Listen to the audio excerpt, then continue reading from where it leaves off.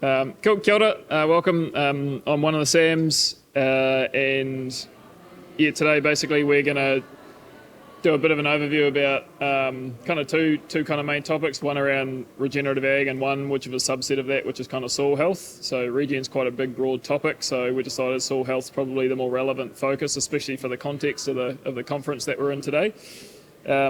Quick background, so I've got two hats really. One, we're farming in Mid Canterbury. It's got 600 hectares, a mix of sheep, beef, dairy grazing and arable crops. And the other hat, been involved with Quorum Sense for a couple of years, which is a sort of New Zealand regenerative farmer network effectively. Set up with a charitable trust a couple of years ago, and we've got some extension funding at the moment where we're doing a bunch of extension work and trying to facilitate farmer-to-farmer knowledge sharing around the country. Sam Hogg, he is one of our board members, and he's also runs Mingiroa Farm, which is up in Bulls dairy farm, so you're going to hear a bit more about that in the last third of our presentation.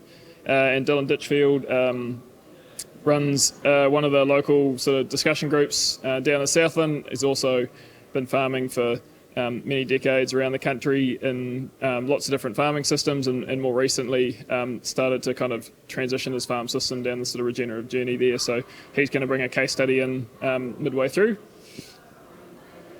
So I'm just going to kick off with kind of the high level stuff and try and bring it down into soil health. So what is regenerative ag in New Zealand? I guess sort of raise your hand if you've got a bit of an understanding about what regen is. Cool, most people. Right, that's good.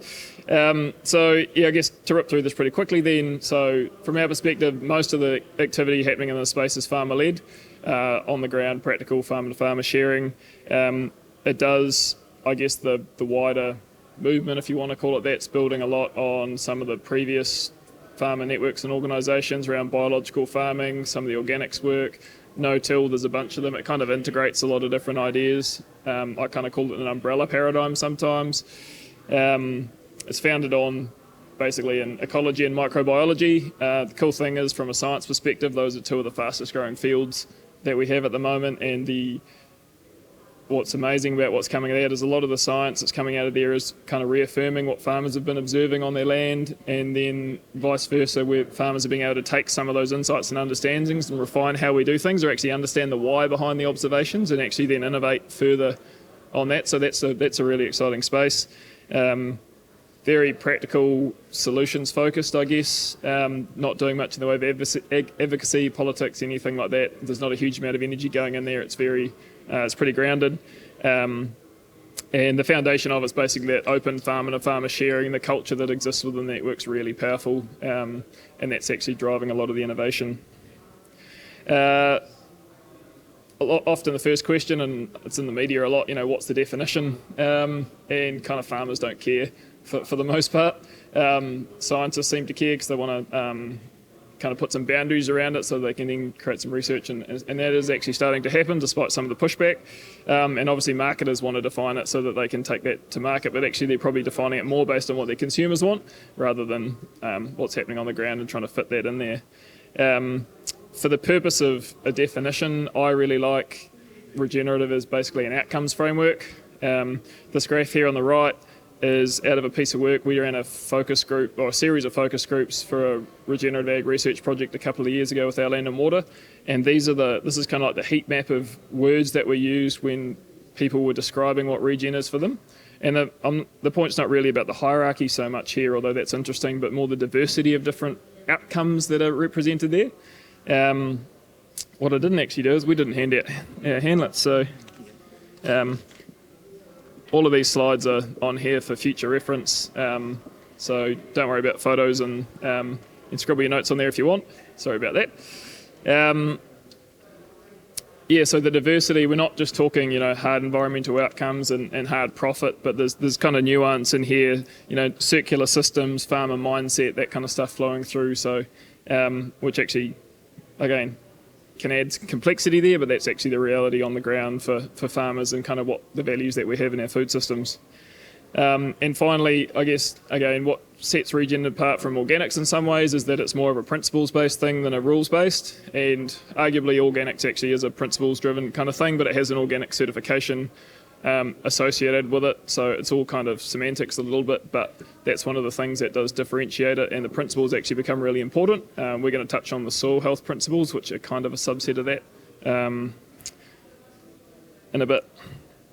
In practice, I guess in some ways, from what I've observed, having been in this area for sort of 7 or 8 years now, is that there's been a lot of kind of peaks and troughs and waves of innovation in related fields, and the biological farming one in the kind of early 2010s was a big one, for example, and they tend to get a bit of momentum and then stagnate a little bit, and there's lots of different reasons for that. The kind of current regenerative energy that's coming through and the activity that's happening is it's still pretty new. There's a huge amount of innovation going on, and a lot of what we're seeing out there is still half-baked ideas and farmers trying to figure things out and integrate different practices into systems and things. So there's no kind of sort of bedded down best management practice for regen or anything like that. And actually that kind of thing doesn't really fit what we're trying to achieve anyway. One example, thinking about multi-species winter cropping, probably 5 years ago, there was one farmer that I knew of doing multi-species winter crops. Can't remember, might have been 12 different species, for example, that he had in this crop, which was an idea that someone gave him. Next year, he'd tried that, it worked, he'd shared it with his mates. There was 10 farmers doing it. Next year, there was 100, 500. Now we've got a whole seed sector that's kind of supporting, and that's in the space of 4 or 5 years. That is rapid transformation, and part of that is driven by that kind of open culture of sharing, which is really powerful. So bringing that down from a kind of broad regenerative ag perspective down to soil health more specifically, and the kind of the purpose of this conference, thinking about land management and conservation and environment in particular. Why soil health? Ultimately, it underpins the productivity and resilience of all of our food systems, so that's why we care. It's kind of interestingly, a lot of the modelling and science-based stuff we've been hearing about today is talking about, wetlands and trees and that kind of thing, but actually every square metre of our country's got soil under it, and that's arguably our most, the medium that we can influence the most to get the most change, but it's so complex and it's so farm-specific that it's actually missing from all of these models and conversations, and I guess we think that's a bit of a missed opportunity there, based on some of the massive, quite transformative changes we're seeing on farms. And even as farmers, actually, a lot of farmers really don't have a very good understanding of soil health. We're really good at understanding animal performance. We're really good at understanding crop performance. Sometimes we're good at understanding financial performance. But soil health is something that few do. And I was doing a research project a few years ago, and it was like, what is soil health to you? Oh, good Olsen peas, good phosphate levels. And it was scary how many that time that was a single answer, and that's 1% of what we'd consider a healthy soil. And so it's driving a huge amount of all of these different outcomes that are listed here, huge impact on our farms, but also on society and stuff like that. So that's why we care. So I'm going to hand over to Sam Hogg, who's going to give us a bit of a rundown on soil health and soil health principles, and then he'll pass over to Dylan, and we'll get into some sort of more case study based stuff. I've got to start the time. So. That's all right. Cool. Thanks, Sam. So a healthy soil is alive, much like us. You think about how long we can last without oxygen. I don't know, maybe 2 minutes. How long we can last without water? I don't know, 2 days, I think it is. And then without food. I mean, I think the average might be 3-4 weeks. If you're a meditation guru, you might last 6 weeks. But yeah, the soil is that's the important thing. It's alive. It's like us. It needs these things, and this is sort of the order of importance. Also, visual things you want to see. The color of a soil wants to be nice and dark. It wants to have that texture like cottage cheese. You obviously want to be able to see life within it, whether it's worms or little tiny little insects. Obviously, not necessarily pests, and you want to be able to smell it, and it wants to smell like a forest floor. It doesn't want to. It needs to have a smell to it. Now, there's 6 principles. So we're going to have a little spot quiz. It's Chalky on the line for it. So be brave. 6 principles of soil health. Can anyone name one, or them all?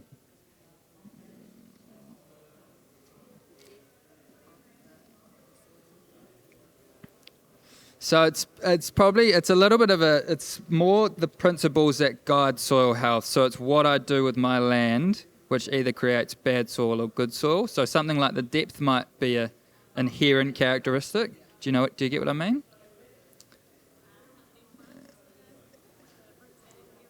Exactly. Yeah. So that sort of covers two, but diversity and a living root in the soil at all times. So that's two. Cover, exactly, soil armour. So we know, like, when we peel back mulch and stuff like that, we look at what's underneath and we just see this thriving insect community there, or microbiology. Moisture. We can't control that. Like, I guess we can in irrigation, but not so much. So stocking rate. So animals. Yeah, well, animals in the system are integral in the system.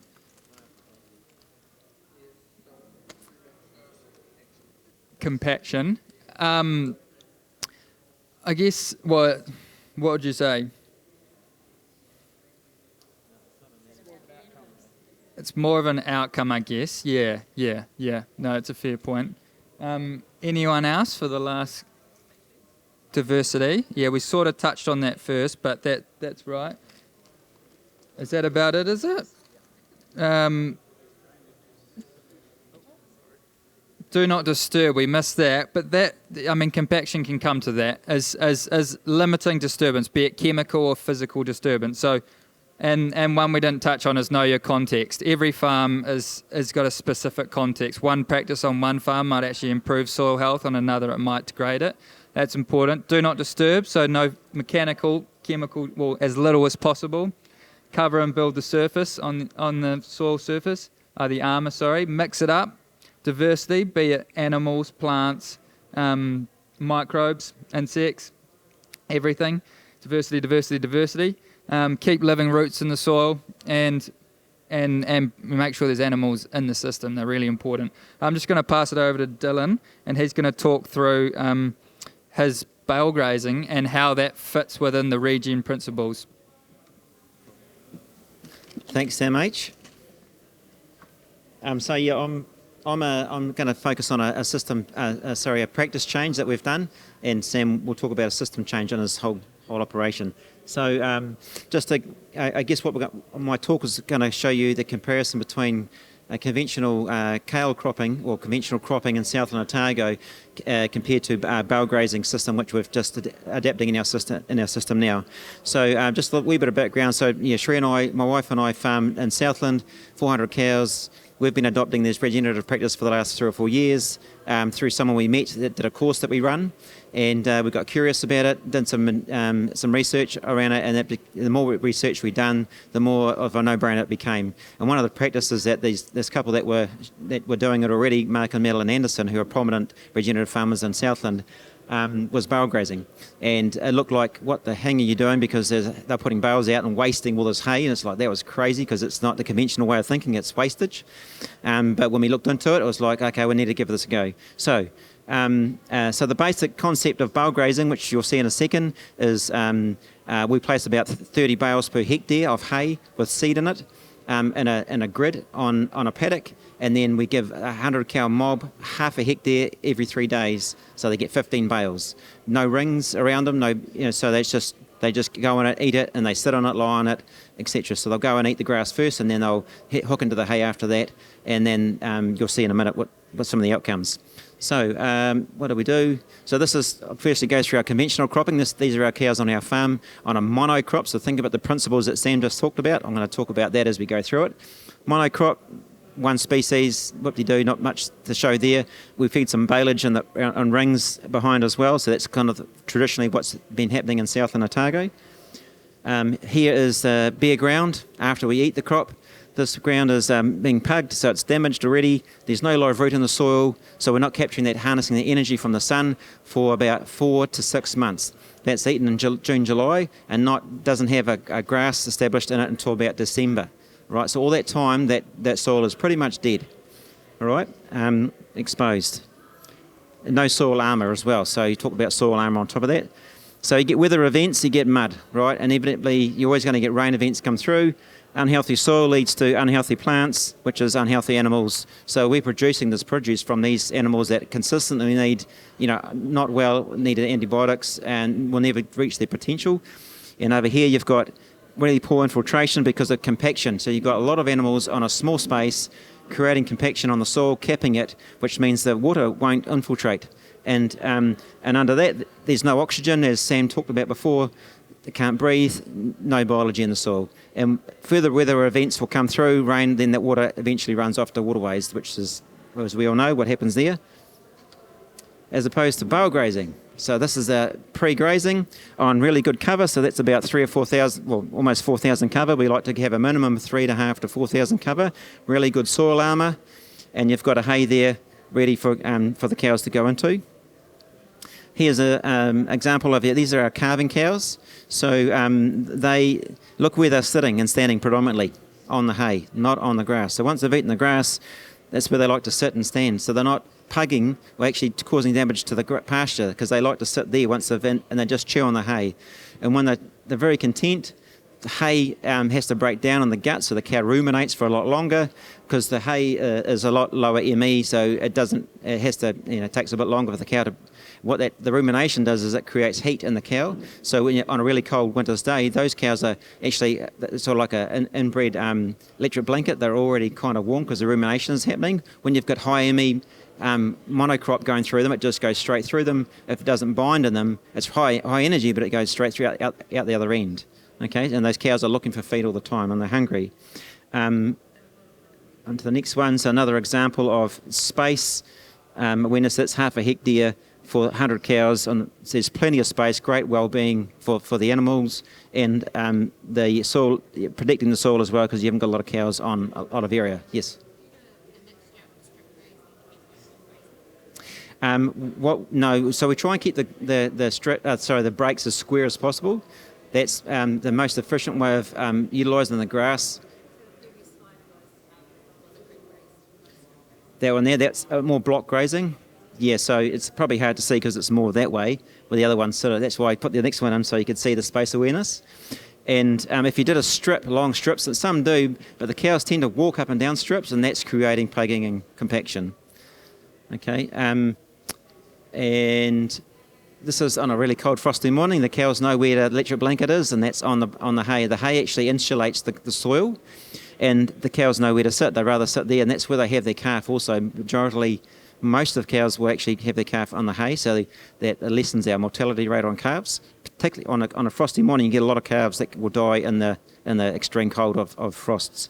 And also that heat of the insulation of the hay actually helps the seed in the hay germinate way earlier. It actually germinates in July, would you believe? We don't even sow our seed when we cultivating and re-sowing grass until October because there's not enough heat. But there's enough insulation there for the seed to germinate and establish in those winter months, and then it gets going once the heat comes on. So this is a quick video of our trial plots that I didn't mention actually earlier. We've got ag research involved at home, so we're in our second year of a 3-year trial comparing conventional cropping with bale grazing. So they're doing all sorts of soil measurements. One of the focuses is nitrate leaching.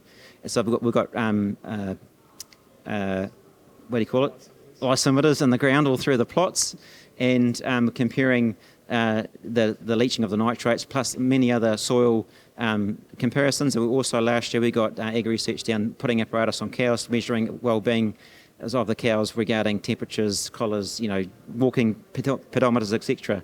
So you can see here, this is the outcome of the cow crop at the end of the trial, and here is a plot right next to it of the bale grazing. So you've got a live root in the soil, still growing. We had quite a bit of rain there, and it's still minimal damage really in comparison to what happens with the crop.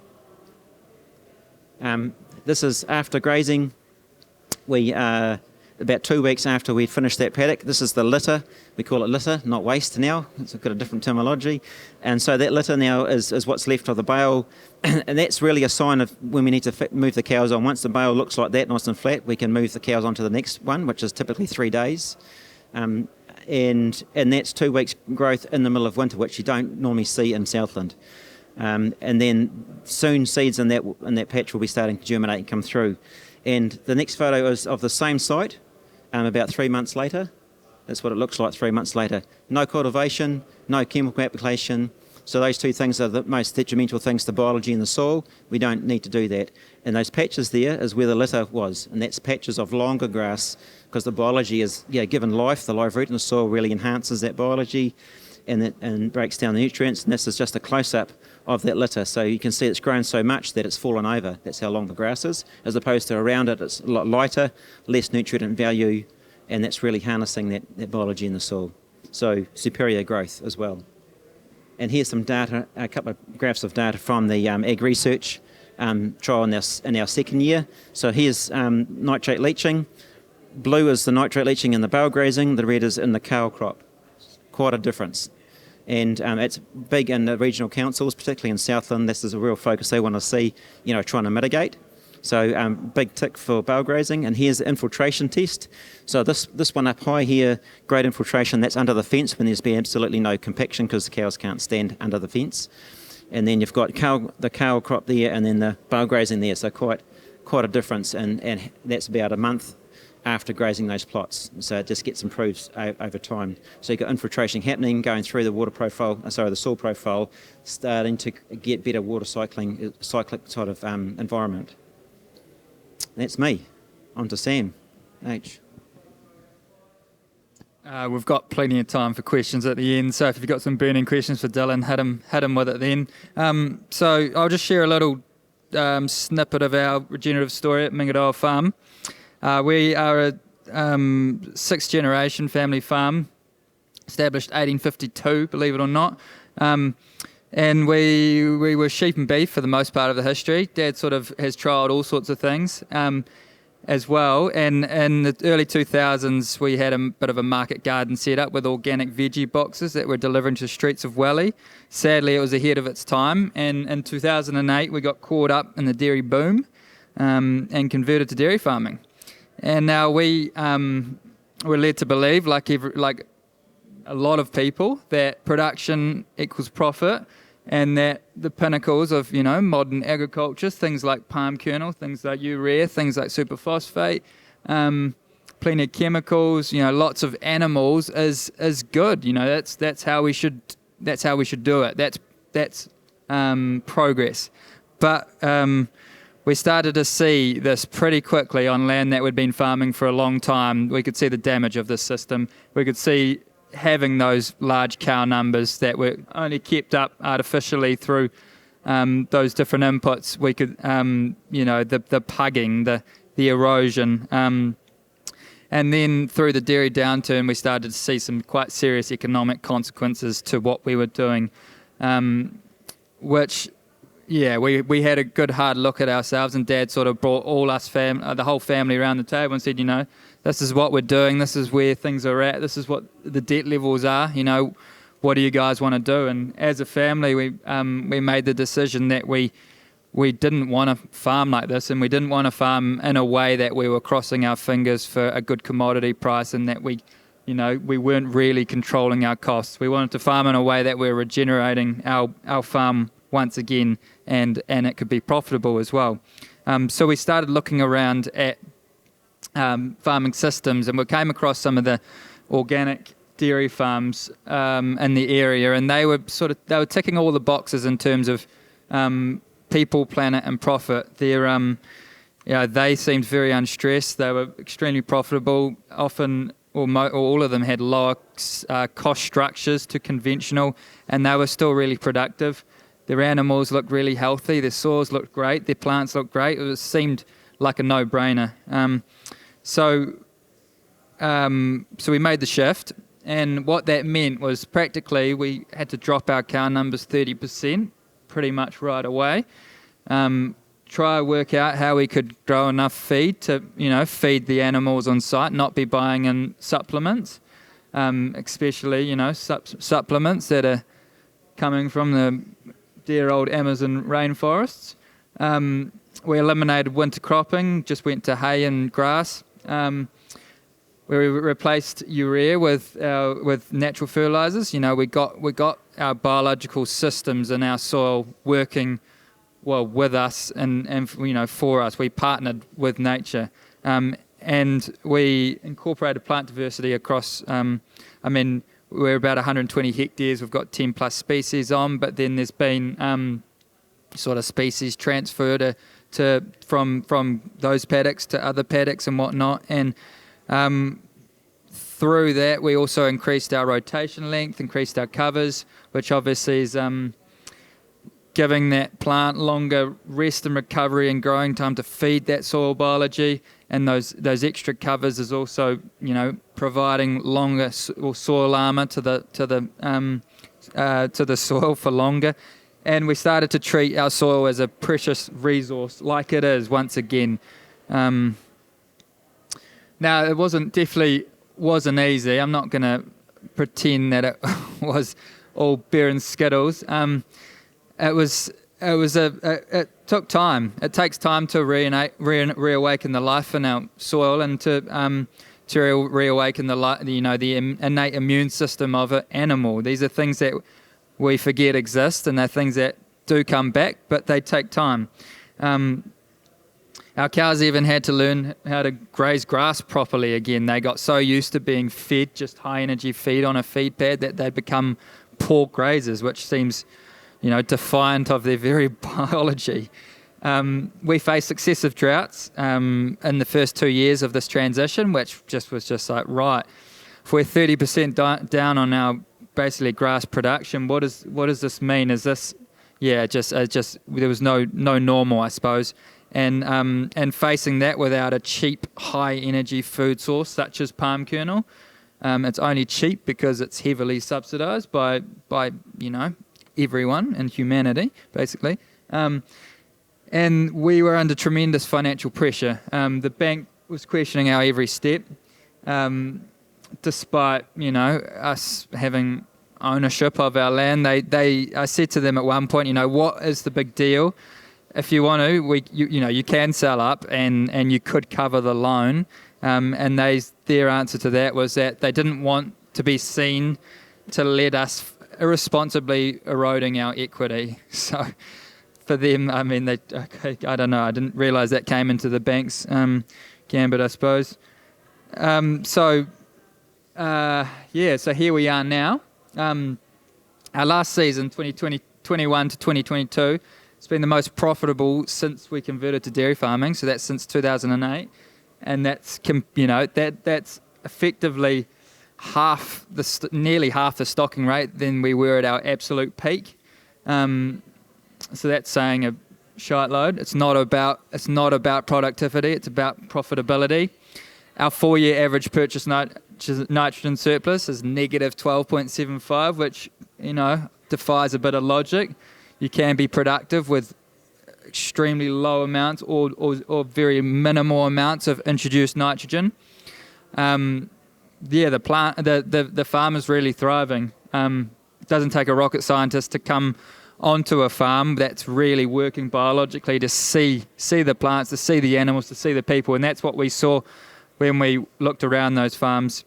Within this system, where I like to treat think of the multi-species pastures as a cover crop for vegetables. Within vegetable systems, they're heralded as the big saviour to our race, but there's inherent massive issues with that, and I think a big part of these issues is the removal of the animals out of the vegetable systems. So we've brought them together, and we're growing veggies, and like these potatoes up there that yielded 35 tonne to the hectare with about a 6 litre foliar fish fert, which that again defies conventional thought in terms of nitrogen input. And that you should see that paddock now. It's actually much healthier than it was before we grew the potatoes in it. So by basically changing the plants that are growing in that soil and then bringing back diversity back into that's actually ended up in a better paddock, which is amazing. And then I've done a few calculations on the calories we're growing. and how many calories in. So globally, the average, I think, is around that 10 calories in for 1 calorie out. So we think of our industrial systems as highly efficient. We think we've come a long way, but when we put it to an energy perspective, we're highly unsustainable. 10 calories in for one calorie of food out, that just seems ridiculous. So I worked the numbers out for our system. We're 7.3 calories of food out for 1 calorie of fossil fuels in. So I guess it's an example of the efficiency of partnering with nature, and that nature-based solutions are, at the end of the day, I think we sort of have to go backwards a little bit to go forwards. And we're feeding 9 people per hectare annually, which equates to if I was to extrapolate that out across the globe's croppable land, 16.8 billion people. So farming like this, it's not, we're not all going to be starving. We're not, it's very scalable. It's very efficient. It's highly productive, and it's productive in a difference. It might not be quite as much profit per hectare, but when you look at it as a whole, it's much more efficient, and it's productive in a whole definition of the word, not just a simplistic view. So, and we're not even using we're not using yet our vertical space. We're not right into silver pasture yet. The possibility for this to blow completely out of the water is, start to plant trees along all your corridors and even to the point with 30, 40 metres rows through paddocks.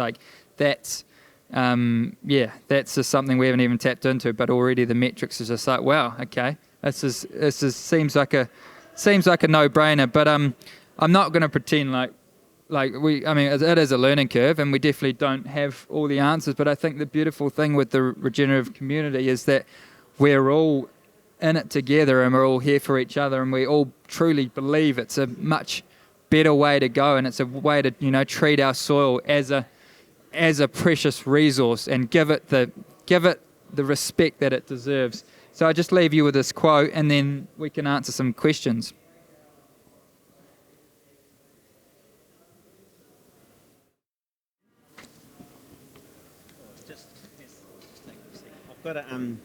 I've got a bow grazing booklet that I didn't show you. So there's we had a field day at home in July, and there's a booklet that, if you're interested in a lot more information than I could spell out today to you. It's on the Quorum Sense website, which is on the back of your outlet, and there's the booklet is in there, so you can have a look at it, and it's got basically all information out of my head on paper and how we do things, and also the science, a lot of the science and data that coming through from ag research as well. So if you're interested in that, and lots of other information. Yes, so at the peak. Oh, sorry.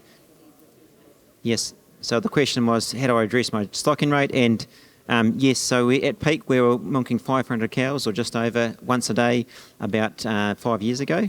And now today we're milking 400 cows twice a day, and next year our intention is to milk 350. We believe that stocking rate is one of our biggest limitations to getting our regenerative grazing practices right, so we can really get that soil going even further to increase. What's that, sorry? Yes.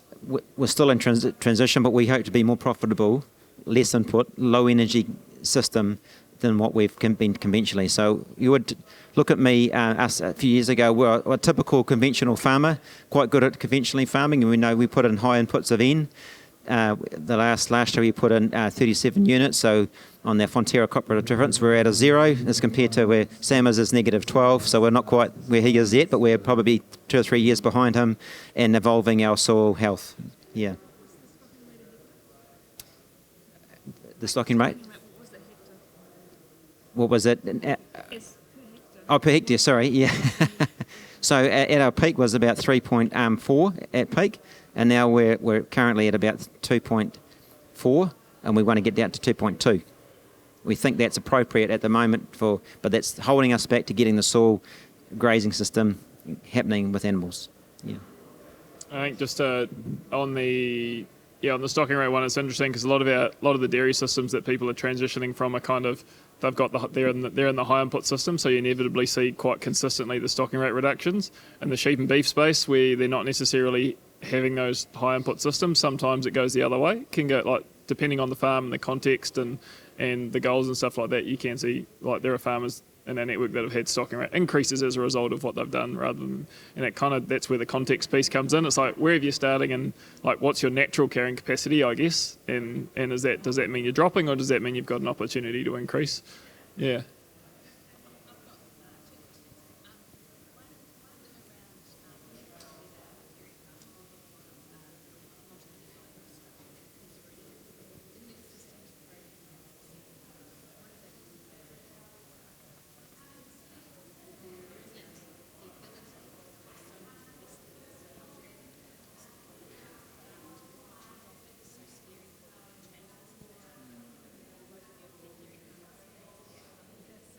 That's good.